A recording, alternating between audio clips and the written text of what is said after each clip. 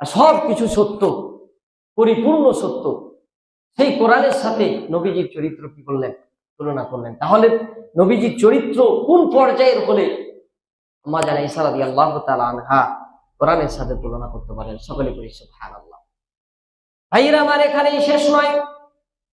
নবী মুহাম্মদুর রাসূলুল্লাহ সাল্লাল্লাহু আলাইহি ওয়াসাল্লামের সাথে যারা থেকেছেন, তেনারাকে বলা হয় সাহাবী। সেই সাহাবীগণ পর্যন্ত নবীজির চরিত্র সম্পর্কে প্রশংসা করতে বাধ্য হয়েছেন। হযরত আলী রাদিয়াল্লাহু তাআলা আনহু, তিরমিজি শরীফের 2018 নম্বর হাদিস, হযরত আলী রাদিয়াল্লাহু তাআলা আনহু বলেন, মা রাআইতু আহাদান কানা হাসানা খুলকান মির রাসূলিল্লাহ, আমি নবীজির মতো এত সুন্দর চরিত্রের অধিকারী পৃথিবীর আর কোন মানুষকে আমি কখনো দেখিনি। সুবহানাল্লাহ।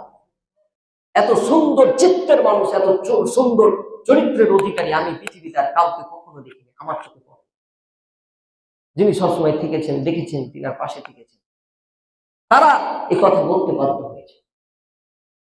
শুধু এখানেই নয়, হযরত মুহাম্মদ রাসূলুল্লাহ সাল্লাল্লাহু আলাইহি ওয়াসাল্লাম যখন তেনার কাছে সর্বপ্রথম হীরা পর্বতের গুহায় যখন ওহী নাজিল হয়, জিবরাইল আলাইহিস সালাম প্রথম যখন আল্লাহর বাণী নিয়ে হাজির হন, সেই হাজির হওয়া, সেই ওহী নাজিল হওয়ার ঘটনাটা আম্মা জান খাদিজা রাদিয়াল্লাহু তাআলা আনহার কাছে নবীজি বর্ণনা করেছিলেন। তো সেটা প্রাথমিকভাবে গোপন রাখার চেষ্টা করেছিলেন, কিন্তু যাই হোক কোন না কোনো ভাবে এটা প্রকাশ হয়ে যায়। কুরাইশ বংশরা জেনে ফেলে।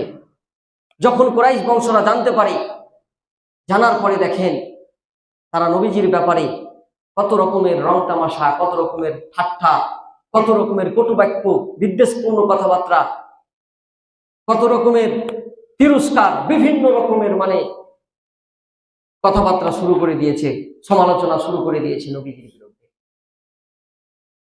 ভাইরা আমার, হযরতে আবু বকর রাদিয়াল্লাহু তাআলা আনহুর কাছে কুরাইশ বংশের কিছু লোক গেলেন এবং আবু বকর রাদিয়াল্লাহু তাআলা আনহুকে বললেন, হে আবু বকর, তুমি কি জানো? আবু বকর রাদিয়াল্লাহু তাআলা আনহু বলছেন কি? ওই কুরাইশ বংশের লোকেরা বলতেছেন, হে আবু বকর, মুহাম্মদ তো তোমার শৈশবের বন্ধু, মুহাম্মদ তো তোমার বিজনেস পার্টনার, তোমার বন্ধু নাকি এমন কথা বলেছে, তার কাছে নাকি আকাশ থেকে আল্লাহর বাণী অবতীর্ণ হচ্ছে, এই কথা নাকি উনি বলেছে, এটা কি তুমি বিশ্বাস করো? আবু